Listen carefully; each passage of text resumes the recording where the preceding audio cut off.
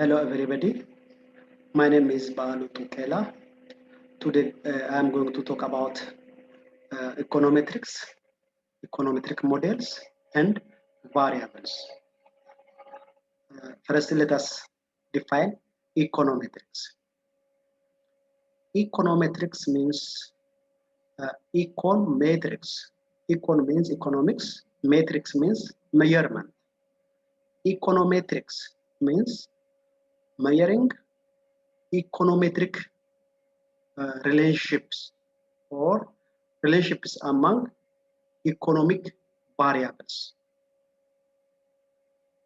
And econometrics consists of three basic fields or disciplines. The first one is economic theory. Any definition, any interpretation of econometrics should go in line with economic theory, or economic theory is a foundation for the existence of econometrics. Again, secondly, econometrics uses mathematical symbols and mathematical science in formulation of model. And thirdly, for interpretation, for inferring of future trends, it uses statistical uh, terms or statistical field. Generally, econometrics is statistical and mathematical models application to develop new theory or to test existing hypotheses and to forecast or infer about the future based on historical data in economics. Here, data, it is basic one in econometrics. Without data, econometrics is meaningless. We can't measure anything in economics without having data. Then what does mean data? Data means specific measurement of variable or the value of a variable that we record in our data sheet is called as data. And data can be time series, cross-sectional, combination categorical, qualitative, and quantitative. When we say time series data, collecting different observations or data over time is called as time series data. Collecting data on different subjects at the time or at one spot of time, that is called as cross-sectional. When we look at panel data, the nature of panel data, it is multi-dimensional data that is collected over time.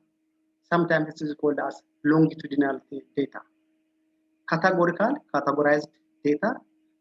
Qualitative, which has no real data.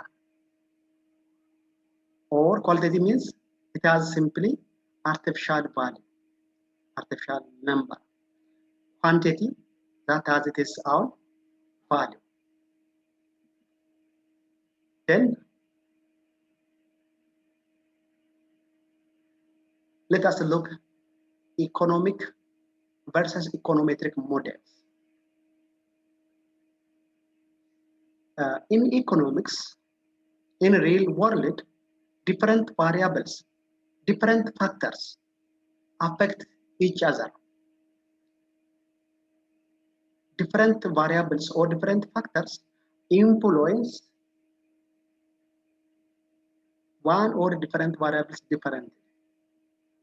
It is random. It is unclear. It is a complex in real world.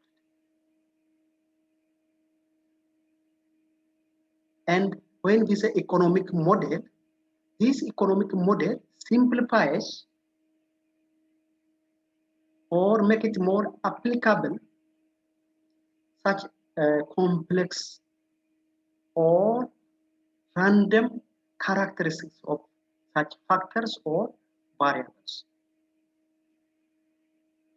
It makes more understandable, more observable, and it makes more easy to predict about the future. Therefore, economic model helps us to simplify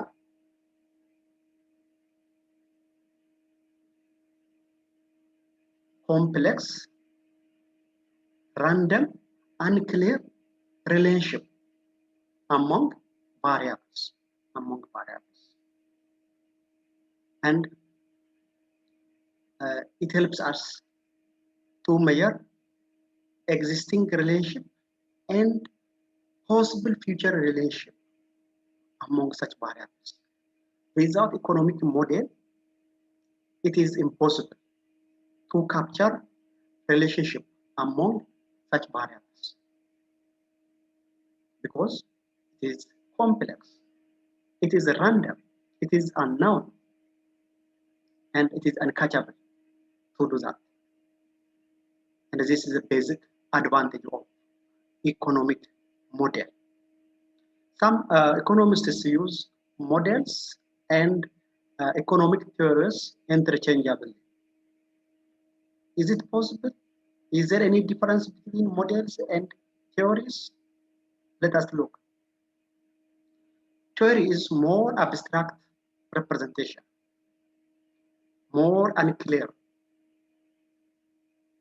and more complex than a model.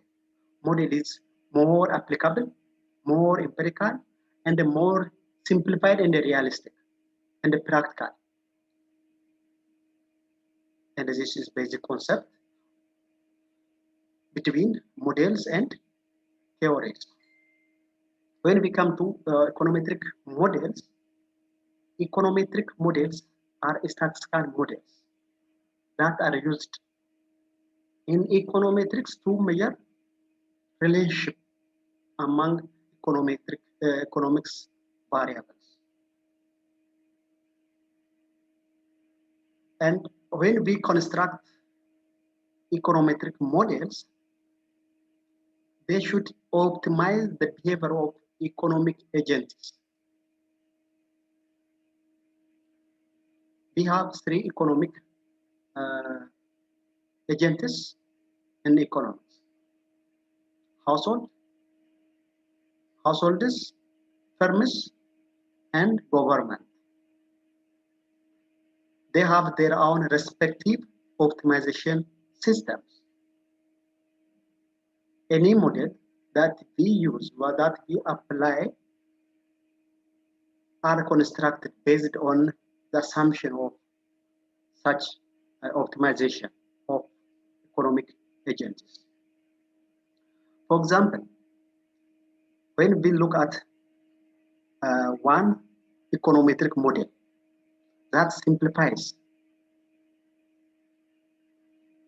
that makes more empirical our economic data is based as a function of experience, education, and company. Always we construct econometric models to find out relationship among variables. Such a relationship may be cause and effect relationship. Here, wage varies depending on different factors. Wage that employees earn over different companies varies. Due to what? due to the different factors. There are different factors that lead into variation in a wage. Up to my knowledge, for example, wage may vary due to change in experience or due to difference in experience of employees. When experience of individuals change, vary, the level of their earnings or wage also change. Therefore, we can use experience as one of variable. Another variable is education. Whether individuals are educated or not, whether the level or the number of grades they secure, degree level, diploma, such things also affect their wage level. Another variable is company, type of company, whether the company is private company or government company or any other company, or for example, NGO company or any other location of company. Based on such things, the nature of company can also affect wage level of such employees. And up to me, those are factors that affect the level of wage. But other variables, other factors may be there in real time that I can't mention them due to lack of knowledge about that variables or due to measuring problem or such variables may be unmeasurable to include in such models. Therefore, we collect those variables together and put them in a one variable, under one variable. That variable is called as error term. Error term. E. Here. E. A new variable that is beyond our capacity to include in our model is indirectly included in our model. Therefore, our model includes two parts of variables. Variables under our control, under our imagination, what we know, and other variables that are beyond our capacity, beyond our knowledge, and what we do not know. Such all variables are captured by this step. Therefore, this makes econometrics a unique course or field. There is no other course, whether mathematical or any other related course, that captures such type of variables. Therefore, this behavior makes econometrics a unique course. Some of common econometric models are listed here.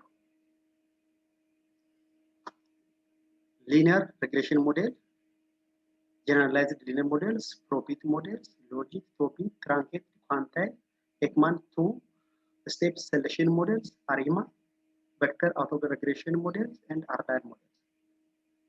Those are some of listed models. Then, how can we select appropriate model for our study? By assuming that ourselves as a researcher, how can we select best fit model or appropriate model for our study? I tried to show you listed variables, models, and from those models, how can we select best model? To do that, the first thing is that how do we use models, or how do we undertake study? The first thing is that we undertake studies to solve different economic problems.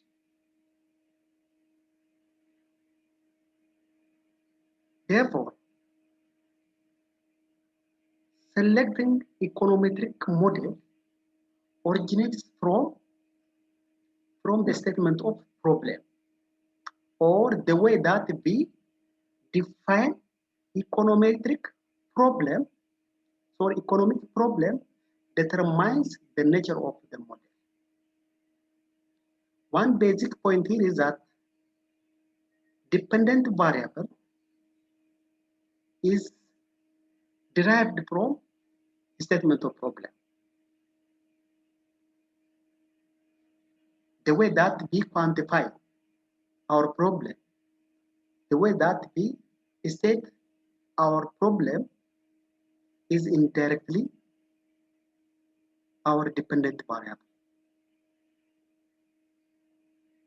Therefore, the way that we capture our problem or dependent variable determines our best or appropriate model for our study. Depending on the value of dependent variable, we determine appropriate model. For example, factors that affect food insecurity in Ethiopia. If there is one researcher who undertook one study on factors that affect food insecurity in Ethiopia, how can he select best appropriate model that goes in line with this table? To do that, firstly, we should decide on our problem. What is our problem? What is our statement of problem?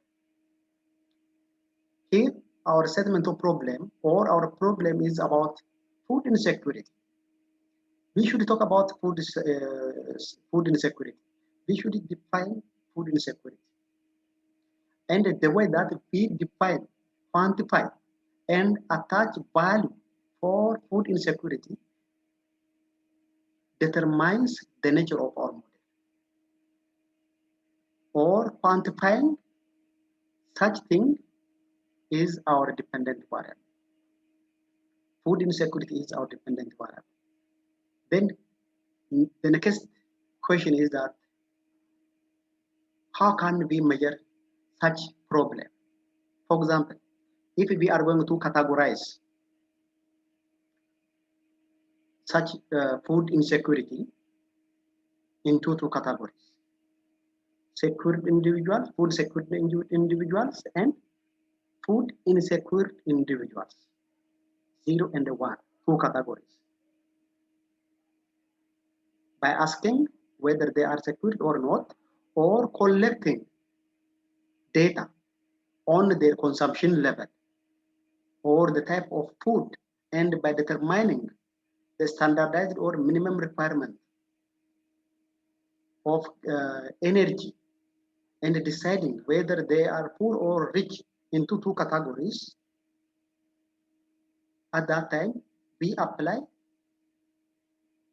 binary logic models or binary probit models if categories are two categories: food secure and food insecure. Next way of measuring food insecurity is that how many times those individuals eat per day.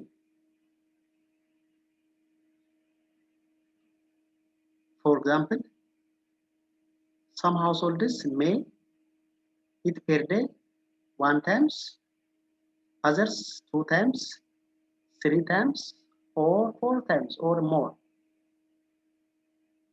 Here what we have, more than 2 categories. At that time, more appropriate models are ordered logit models or multinomial logit models. Another way of measuring such food insecurity is that what kind of food they intake or eat, and by converting the content or the energy of such food into kilocalories and taking the level or the amount of kilocalories as an observation or a data is another way of measuring food insecurity. And it becomes continuous when we take kilocalories of each household.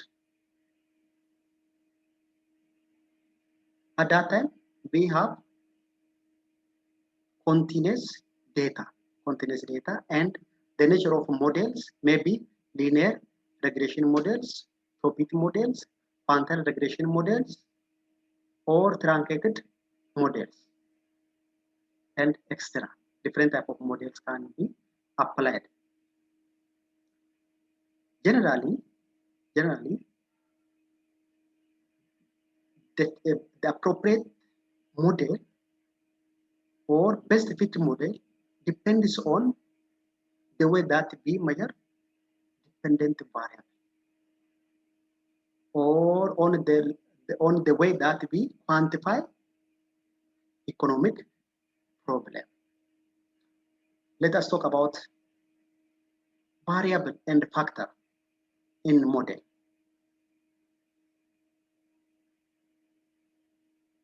When we talk about variable versus factor, factor is a general.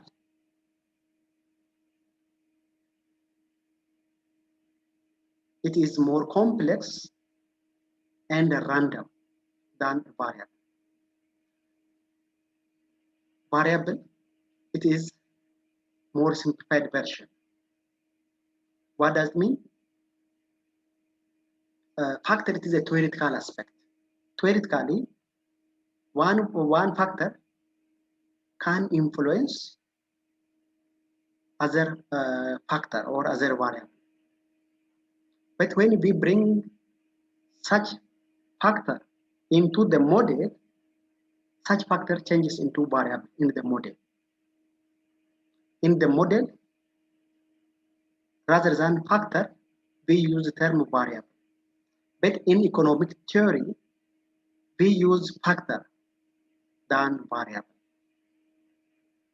Hence, factor is a general term and the variable is more specific term that we use in models.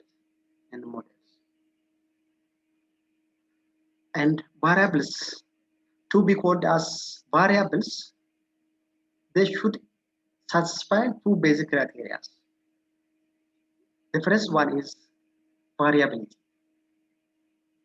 Values of variable should vary from observation to observation, from sample to sample. If the values of variable become constant throughout observation, throughout a sample, that item or that concept is not variable. To be variable, values should vary. Second thing, values before experiment, before research, should be unknown. That is second criteria to decide whether our term is variable or not. Here, depending on cause-effect relation, we categorize variables into 2 categories. As I tried to show you, different variables, different factors influence each other. Different directions are there. And which variable is the cause and which variable creates effect. The variable that becomes cause for certain variation in values of another variable, that is called as independent variable. And the variable that has a value or variation in the values due to change in other variable, that is called as dependent variable or outcome variable. That is independent variable is explanatory variable that explains about the nature of dependent variable.